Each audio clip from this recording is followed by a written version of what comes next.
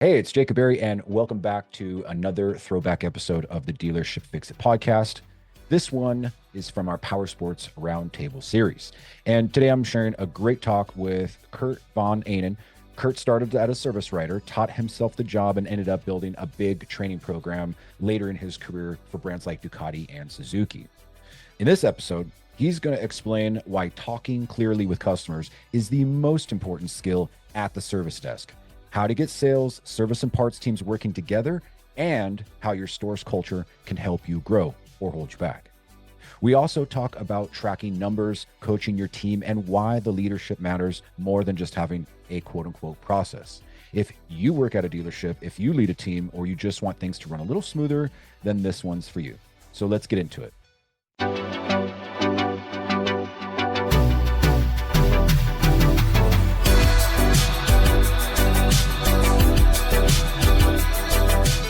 Kurt Von Ahnen, and what makes your people tick. I'll give you the quick boot, and that was I got in the automotive industry at a fairly young age, and I ended up having to actually train myself as a service writer at an automotive dealership, a very busy Jeep dealer, Pontiac, Jeep, Eagle, Pontiac. So, I was in early, and I had to teach myself because the guy that was going to mentor me got sick. And so at a very busy dealership, I got thrown in, and it was, I'm either going to quit or I'm going to figure this out. And I figured it out. Thank goodness. Over 6-8 months, that dealership became a 5-star Chrysler dealership. That's when 5-star was first coming out. And I went to my owner and I said, hey, we're 5-star. I think I had a lot to do with that. I was hoping there would be kind of a bump for me. And he said, you're absolutely right, Kurt. I'm going to give you an extra $100 a month. And so I gave him my 2-week notice and I left. And then I went to North Glen Dodge. That was a great experience. I went to Fisher Honda Chevrolet. I worked at Landmark Lincoln Mercury. I worked at Porsche, Audi. My goodness, the list goes on and on. I did this at so many places, and I gained so many perspectives about how important a service department is to the overall health of a dealership. I became really focused on it. And I started watching other service writers, started watching leaders, service managers, service directors work within that area, that space. And I became somebody that was really good at conflict resolution. So if somebody was losing their mind and freaking out because their Dodge Intrepid made a rattling noise going down the highway at 52 miles an hour, they'd be freaking out on the service writer. He'd be going, I don't know what you want me to do. And I would just go up and say, hey, apparently we have a problem here. Let's find out what the root cause is. Let's head to the next step, and let's see how we can help each other out in solving this. We're not here to be an obstacle for you. We're here to help you fix your car. And people would watch me do that, and they would go, how in the world, and I was like in my mid-20s. So they go, how in the world did you do that? How did you diffuse that customer like that? How did that happen? And so that question came up over and over. Place to place to place, similar situations, and I thought, I got to write this down. So in 2007, I published the book, Service Writing in Black and White. It was a mental exercise to clear my brain. It was not to sell books. I just wanted to write the book and clear my brain. The book ended up selling, and I was really involved in power sports. I started racing when I was 19. I love motorcycles, and so when Ducati North America reached out to me and said, hey, we like your book. Would you write a program for us? Would you write a training program? Absolutely. Hey, we don't have anyone that can teach this course. Can you teach the course? Yeah, I like to teach. I was already running a road racing class. I was already working with the Motorcycle Safety Foundation and Harley-Davidson with the Rider's Edge program. And I thought, man, I really like adult-centered learning. I'm kind of new to training, but I think I can run with this. I think I can do it. So I told Ducati I could. And so Ducati took me in, and they made me a contractor. And that's where I started leveraging things like, how does sales interact with service? How does social media play a part with sales and interlinking service and fixed operations and parts and all this stuff together? And how can we make power sports be more automotive-like in the idea of saturation or finances? These are terms that maybe a lot of power sports dealers aren't familiar with. But in the automotive industry, the service department makes so much profit that they can pay for all the expenses of the dealership, and whatever sales and parts makes on top of that is like icing on the cake, right? And here I was going from automotive to power sports and hearing people say things like service is a necessary evil, or I wish I could have a sales floor without having to have a service department. And I thought, that's crazy. Why would people say that? Because the amount of opportunity and money and cash flow that can come in through service is phenomenal. So why would people think that? And so I started to really take a look at some of what might have been some of the root causes of that, or how that happened. And so out of that came, the course for Ducati, came the courses that I put forth when I went over to Suzuki, and I allowed myself to be recruited and build a training program with Suzuki. And, that was cool because there was a team of people doing something rather than some dude in office at Ducati, right? So I had a team of people, resources, already had a learning system in place. And we made a program there for service writers and service managers and took it virtual. I really like the idea of going virtual. Here's why. I said to myself, what is the major complaint that dealers have when it comes to training service personnel? And a lot of times it came down to travel, right? Time out of the shop. How much does it cost me if he's not at the counter? How much does the airfare cost, the rental car, the hotel, the food, the lodging, all of that stuff? And I said, well, if I can make a virtual program and make things easier, then I think I would try that. Fixed operations after sales. So here we are with fixed operations and after sales. And I thought to myself, as I take a program further, I thought, what would I want the Powersports Academy to do? Well, I wanted to teach professional communication skills to people that talk to the public. Joe Iribarren was talking about recording phone calls. He was talking about lead follow-up. He was talking about, auditing the performance of your staff. And some people, they take objection to it. They go, man, I don't want people creeping in on my phone calls, my conversations. I don't have to put up with that. But here's the deal. If you do it correctly, if you do it from a spirit of helping, advancing, training, mentoring, pouring into people, you get a whole different response. You build a whole different culture. And I do a very similar thing in the fixed operations side of it. I think a lot of the problems that we have in our service departments is communication based right from the service counter. And so I say, when's the last time that your staff had formal communication training? And then I say, hey, what's your plan, right? What's your plan to move forward for 2021? Thinking about everything that's happened this year, right? Broken supply chain, people driving into service, higher numbers than ever, longer wait times. I mean, this summer I heard of some wait times that were 6 to 8 weeks long to get into a service department to get something done. So how good is the customer relationship? How good is the customer experience if they're waiting 6 to 8 weeks to come and see you, right? And so I started really looking at all these things that I could do at the Powersports Academy to help the dealers out from that perspective. The other thing I said, what's your strategy to maintain a relationship with the customer?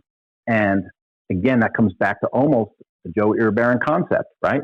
How are we following up with people? How are we maintaining communication? How are we building relationships with people? And so I thought, how can I make this easier for the dealer? And, this might sound like placating. It doesn't mean to sound that way at all. Here's the deal. You guys are running a business. I say all the time, when I'm talking to other OEM representatives or talking to people that'll say, these dealers, they don't know what they're doing, blah, blah, blah. That is a lie straight from the pit of hell. Dealers somehow, some way, came up with enough financial stability to open and operate a dealership, right? That in and of itself makes them more qualified than the people that might be saying disparaging things behind their backs at different offices. And so that used to really, really annoy me when I would hear that kind of thing. Because I'm like, let's not talk smack about them. Let's figure out how we can add value to them. If we can help a dealership be more financially stable, if we can help a dealer be more sustainable, well, then they're going to do a better job of edifying the OEM products, the OEM parts, the OEM services, things like that. And that's what makes that whole circle of retail and service and fixed operations and after sales. That's what makes all of that gel together and work really, really well. But I thought, how can I make it easy for the dealers? So I took everything and I made it a Powersports Academy and put a lot of stuff online, right? I said, let's go to a virtual example. And this was before COVID. I had all this stuff built before I left Suzuki. So I said, how would I add value to service writers, service managers, entry-level technicians? How would I build communication for those folks? And I said, well, here we go. We're going to talk about communication styles, communication tools. We're going to talk about, how do you overcome an objection with somebody? How do you phrase things in a way where the customer doesn't lose their mind, right? And so I go over a lot of that, and I have training online for that, but I also do a biweekly support call with staff. And we go through some things, right? I say, hey, tell me when you had an issue. Tell me when you had an issue with someone, selling something. Tell me when you had someone decline a job that was safety related that you tried to sell. Tell me when you gave somebody the bill and they said that's not what you quoted me, right? And then we kind of role play, kind of like the Joe Marcoux example.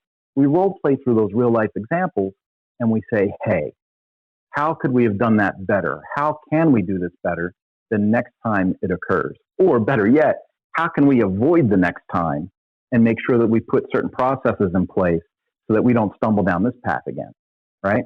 And time again, dealer might say to me, hey, I'm interested in your training, but what are you going to teach my people? Or what actions? How are you going to drive my efficiency overnight with A, B, and C?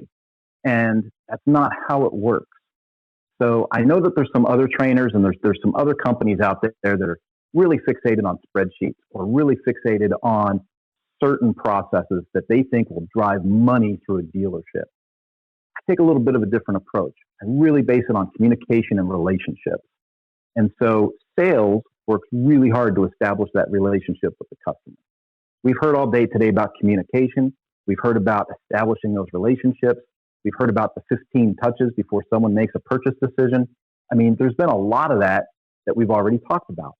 But then what happens in the after sales situation? What happens when the customer is gone? They take the new GSXR, they take the new Can-Am, they take the new ATV, they take off on a Sea-Doo, right? They're gone. And then something happens. They got to get in touch with your service department. If after sales cannot maintain the relationship that sales works so hard to build, well, then everything's been squandered. Everything's been lost. A lot of the manufacturers right now, Suzuki, for example, their worldwide initiative was to increase customer retention to 100%.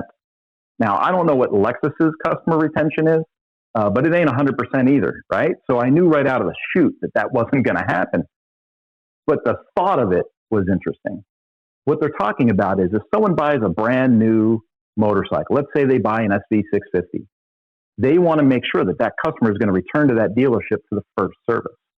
Because data shows that if you can keep the first service, if you can keep the first comeback to your service department and extend that relationship with the customer that you already started in sales, you have a much better opportunity to keep that customer in an ongoing relationship. And there's tons of studies that talk about the number of motorcycles or the number of pieces of equipment that your shop sells, the number of those that will cycle through that customer's life cycle, right? Ducati, for example, did a study and said, if a person buys one Ducati, the average is that buyer will cycle through 8 Ducatis in a lifetime. And so when you take the margin on 8 motorcycles at the Ducati premium level, right, and then you factor in whatever F&I can pack on that with extended service contracts and stuff like that, and then you pack on that $130, $150, $160 an hour in labor, plus the markup on parts, for each service and each warranty visit that motorcycle creates for your service department, that's where you really start to see the revenue blossom from a good relationship, right? And that takes me back to what I said earlier about that saturation and how service adds dollars to the rest of the business, right? What I just said about all of those repeat services, warranty repairs, things like that. For instance, you might hate the idea of customers coming in with some dilapidated GSXR that needs a front brake master cylinder recall done. But your dealership's making like between $600 and $800 to change that master cylinder out, right? It's only 6/10 in labor, but you get the markup between wholesale and retail on the master cylinder, which is really favorable. So as a business, your dealership's making a lot of money doing that. And you want that business to come to you. You want those customers to come. And when you bring in that recall for a front brake master cylinder recall, if your staff have the proper training and the proper communication tools, they're able to step up and add to that ticket. Do a goodwill inspection, maybe tires, maybe brakes, maybe a brake fluid flush, maybe just a routine service. But the idea is to give the customer the best visit they can have and move forward. If any of this resonates with what you're saying, give me a hand up or something like that. And if you've got questions, feel free to jump into the comments, because I'll jump into chat after this and answer some questions or concerns if people have it the way that I say it. Because I know that sometimes when I speak this, it comes out in a kind of a weird way. So I want to talk about interdepartmental flow, efficiency, and all these things. So it says, what kind of things are taught when you're working with after sales? Well, all of that. But the first step is to get the communication done at the counter. Once we get the counter done and we start building a relationship back with the customers, well, then we can start taking a look at, okay, what's the flow in the shop? So, let's audit some repair orders and let's take a look at what that looks like. And to know how to do that properly, I want to know how people tick. What makes people in your department sing? What makes them work well? What makes them adjust to things? I can go in as a trainer, as a consultant, and I can say, look, here is the book from California on Write It Right for service writing. Follow these directions and you guys will be fine. But that's not how human beings work, right?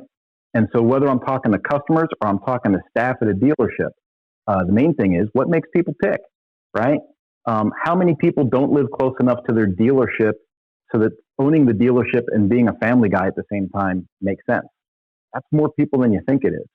Or, how many dealer owners do I talk to that really aren't the owner, right? They're kind of like a silent partner, a minority partner, and the majority partner is this guy that I never see or talk to, right? That's a different set of pressure. That's a different set of examples.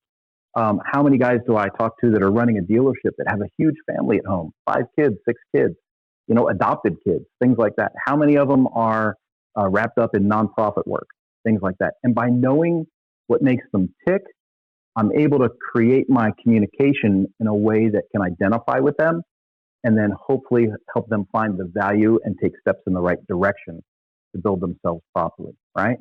These are all kind of like leadership tools, but by implementing leadership philosophies in the fixed operations training, we're combining the psychology with the action. And that is where we really start to see the results. So understanding how people tick helps me to understand how I'm going to communicate with that service writer, that service manager, that lead technician. How can I identify with them and communicate to them the importance of dotting the I's, crossing the T's, making things happen. And so I work people through kind of a system in that. When people come into the Powersports Academy, they take a course on personality styles, communication styles, work styles, how to build an effective team with different communication styles, right? And all of this is part of the training so that by the time I'm actually working with them on the biweekly support calls, they've already kind of had a little bit of a conditioning as to what we're actually talking about. And then I put here, as we grow, as we connect, we grow. And so as we make those identifications and as we put those processes in place, just like we were talking earlier, right? Joe Marcoux was talking about, it's a culture shift and it's got to take time. Joe Irabaran was talking about, this isn't an overnight light switch kind of a thing. It's got to take time. I talk to dealers a lot and talk about a 30, 60, 90-day plan, taking a look at some key performance indicators and seeing what direction or what trend we're establishing with the work we're doing, and then doubling down on the stuff that works. And so I say here, as we connect, we grow. It says once we begin to connect and understand both the drivers of our customers and the drivers of our staff, we're able to leverage our communication and our relationships in a way that make us really, really productive.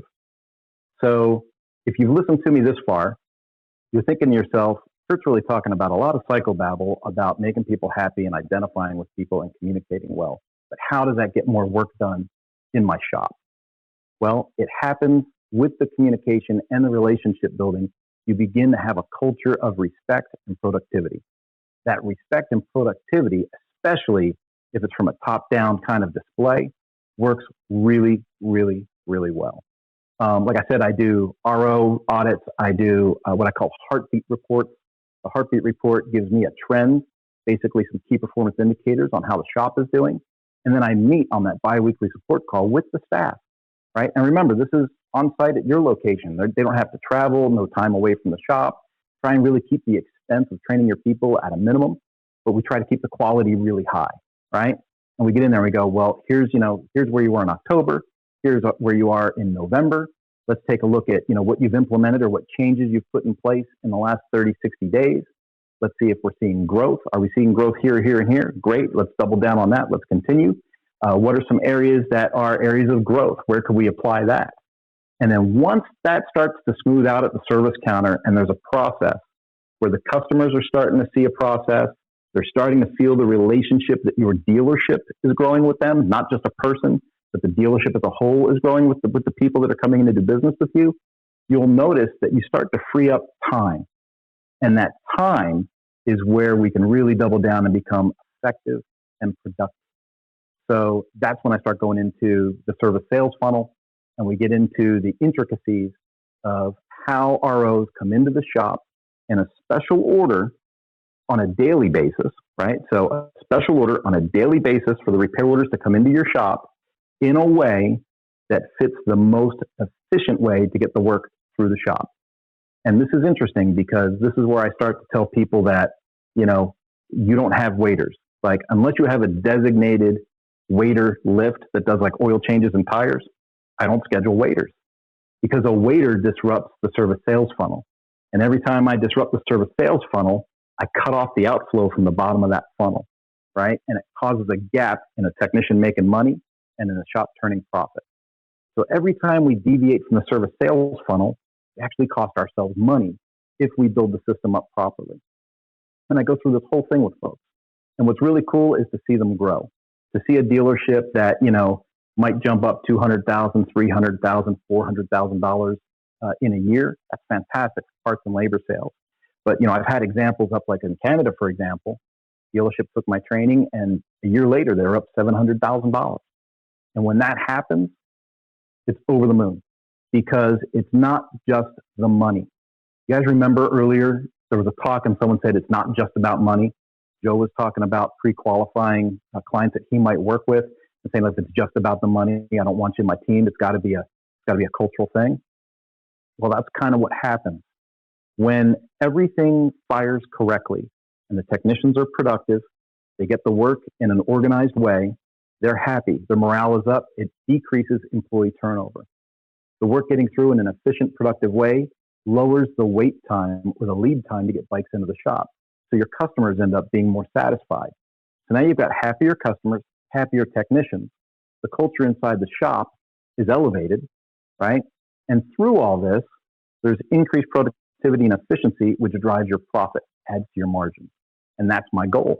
So as we do that with folks, I really find it's super, super important. The slide that's up now says, focus on KPIs, look at repair order audits and heartbeat reports. That drives the numbers. That's the spreadsheet side of the training, right? That's what some of my competitors might bring to the table and really talk about, like maybe in a 20 group full of managers, right? But a 20 group full of managers doesn't get to the point that's the second big bullet, and that is the heart point.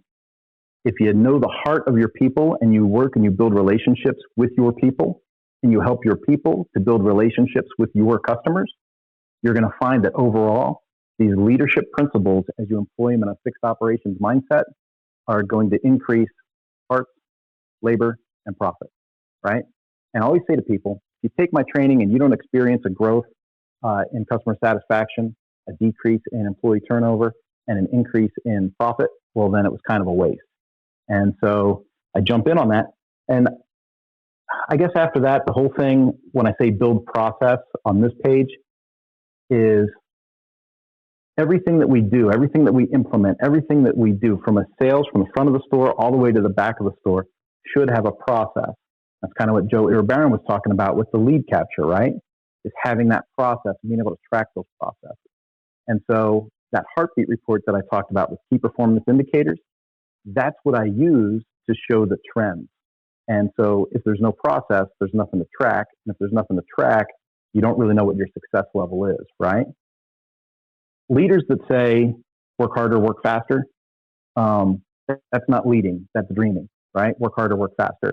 If a leader says, hey, I got an idea, let's give this a shot, and they step out first and implement something, demonstrate it, and then show you how to do it, that's a process, right? That's when you're putting something in place.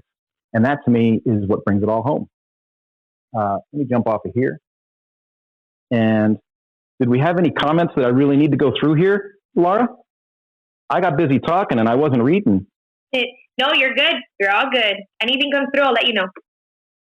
Cool. The KPIs and the heartbeat report for me that is the center of everything that makes those biweekly support calls really hit home. On this particular call, we've got a couple people in chat that I've worked with and their staff that I've worked with. And it's super, super interesting. Oh, my camera went away. I think we lost you, yeah. Okay. Can you hear me? I can hear you fine. We can hear you fine. Okay. You can hear him, right? Oh. Thumbs up? Yeah, let me play there. But that's weird. The camera went out. But the heartbeat and the KPI reporting, that's the report card. That's what says, hey, the hard work is paying off. That's what's working out. And so when people say, hey, I need to see a return on investment, or I need to see the results of what I'm paying for here, that is what really, really drives it home.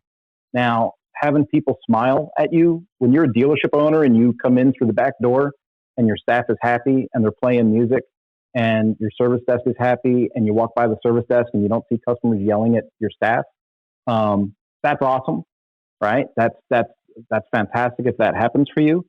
But realistically, you also want to see it in your bottom line. You want to see if your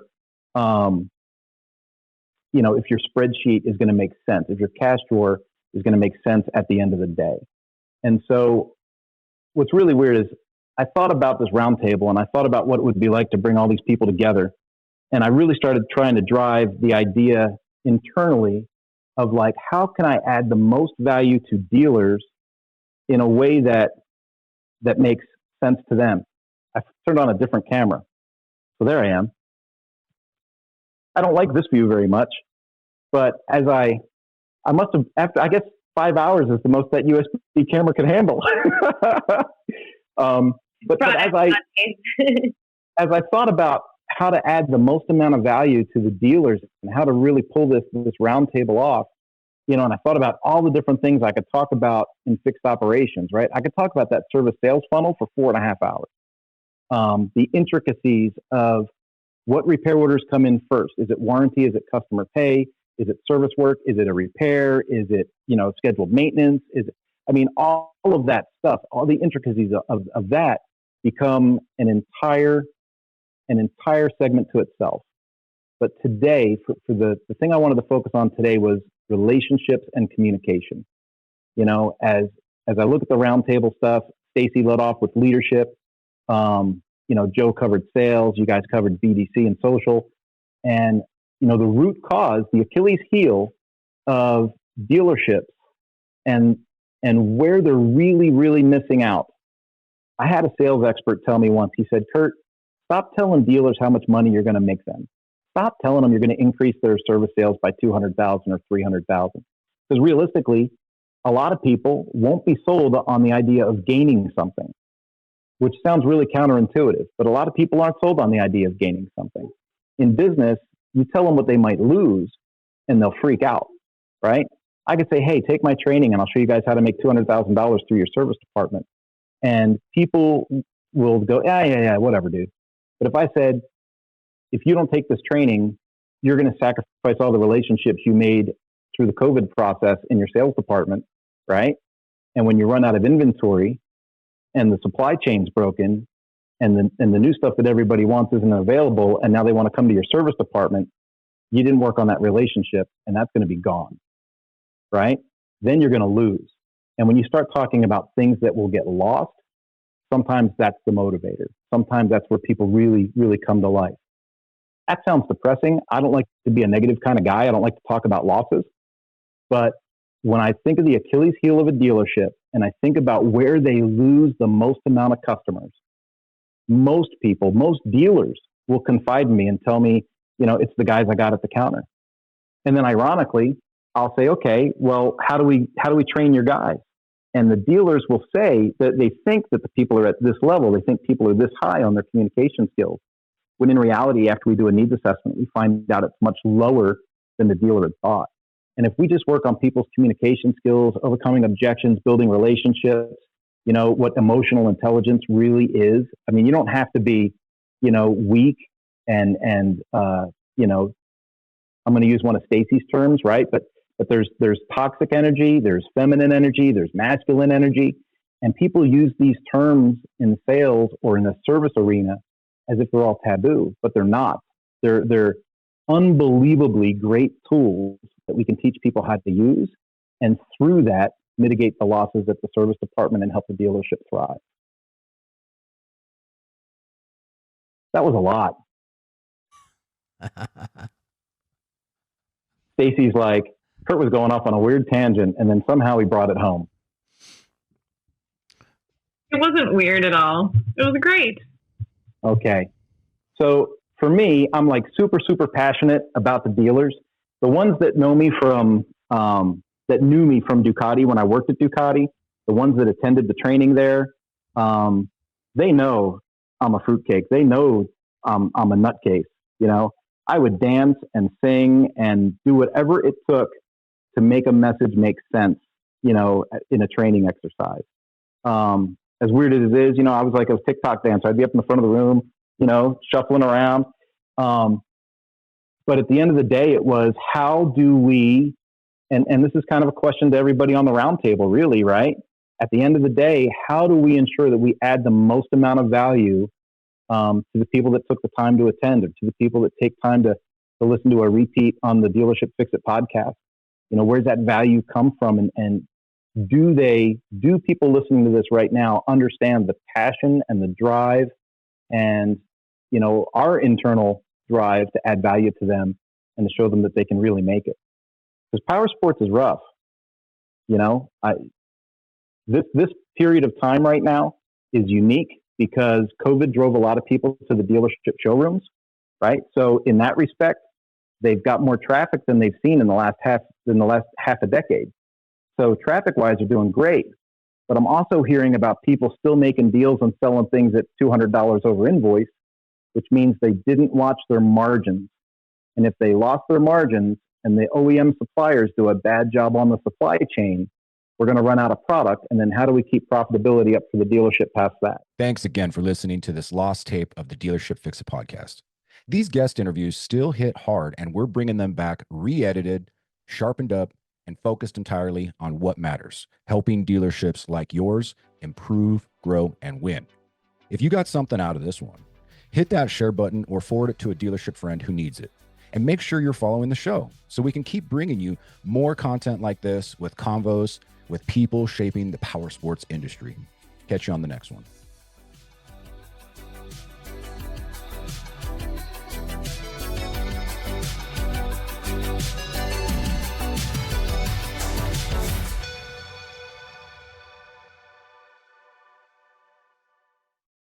Still guessing what to pay on a used bike? Still holding aged units that just won't move? It's time for a real system. Moto Hunt's ultimate used inventory playbook shows how the best dealers are finding better inventory, pricing trades right, and turning used bikes faster with fewer mistakes and more margin. It's short, real, and free to download right now. Visit dealers.motohunt.com to grab your copy or check for the link in the notes.